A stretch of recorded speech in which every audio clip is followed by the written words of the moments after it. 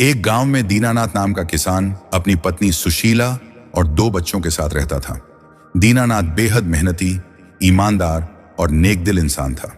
वह दिन भर खेतों में मेहनत करता और जो भी कमाई होती उसी में अपने परिवार का पेट पालता। भले ही उसकी आमदनी कम थी, लेकिन उसका दिल बहुत बड़ा था। जरूरतमंदों की मदद करने का कोई मौका वह नहीं छोड़ता था। इसी वजह से गांव के लोग उसकी बहुत इज्जत करते थे। एक दिन की बात है, दीनानाथ अपने खेत में हल चारा था। सूरज सिर पर चढ़ आया था और गर्मी के मारे उसका गला सूख रहा था। तभी दूर से एक साधु महाराज उसके खेत की ओर आते दिखाई दिए। साधु का चेहरा तेजस्वी था और उनकी आंखों में अजीब सा आकर्षण था। साधु ने पास आकर दीनानाथ को आवाज दी, वत्स, क्या मुझे पानी मिल सकता है? दीनानाथ ने तुरंत अपने घड़े से ठंडा पानी निकालकर साधु को दिया।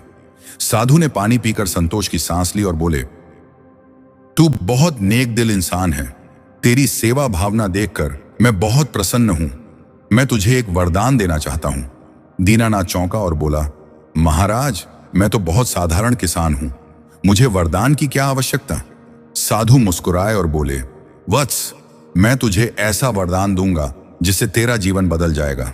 सुन, तेरी आधी जिंदगी अमीरी में और आधी जिंदगी गरीबी में गुजरेगी।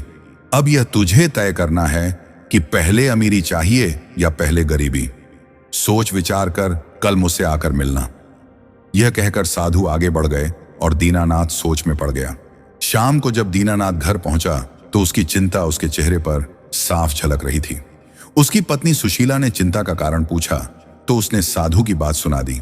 सुशीला ने कुछ देर सोचा, फिर बोली, सुनो जी, पहले अमीरी मांग लो। जब अमीरी आएगी तब हम अपनी संपत्ति का उपयोग अच्छे कामों में करेंगे, गरीबों की मदद करेंगे, गांव में कुएं खुदवाएंगे, जरूरतमंदों को भोजन कराएंगे। अगर पहले गरीबी मांग ली तो जब अमीरी आएगी तब शायद हम इतने टूट चुके होंगे कि दूसरों के भले का सोच भी नहीं पाएंगे। दीनानाथ उसकी बात सुनकर बोला, पर ऐशो आराम भोगने के बाद गरीबी सहन करना बहुत कठिन होगा। कहीं हम इस ऐशो आराम में इतने डूब न जाएं कि बाद में गरीबी में जी ही ना पाएं।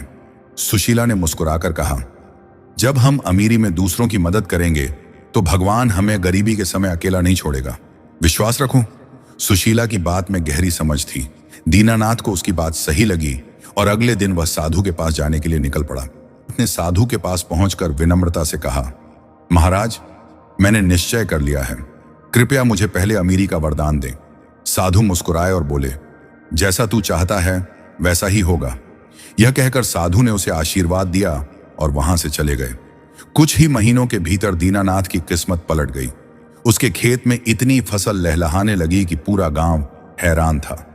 उसके घर में सोने चांदी के आभूषण, अनाज के भंडार और सुख सुविधाओं की भरमार हो गई। लेकिन दीनानाथ और उसकी पत्नी ने अपनी संपत्ति का उपयोग ऐशो आराम में ही नहीं किया। उन्होंने गांव में कई कुएं खुदवाए ताकि कोई पानी के लिए तरसे नहीं। गांव के गरीब बच्चों की शिक्षा के लिए पाठशालाएं बनवाईं। हर गरीब परिवार को भोजन और कपड़े बांटे। उनकी उदारता इतनी बढ़ गई कि गांव के लोग उन्हें देवता समान मानने लगे। समय बीतता गया और अमीरी के साल पूरे हो गए। अब वरदान का दूसरा भाग आना ही था, गरीबी का समय। धीरे धीरे दीनानाथ की संपत्ति खत्म होने लगी। उसकी फसलें सूख गईं, व्यापार में घाटा होने लगा और जल्द ही उसका घर भी खाली हो गया। लेकिन इस बार हालात अलग थे। जिन लोगों की उसने अमीरी के समय मदद की थी वे सब उसकी सहायता के लिए आगे आए। कोई उनके घर राशन देकर जाता तो कोई कपड़े लाकर रख जाता। गांव वालों ने कहा, दीनानाथ भाई, जब तुम अमीर थे तब तुमने हमारी इतनी मदद की। आज हम तुम्हें दुख में नहीं छोड़ सकते।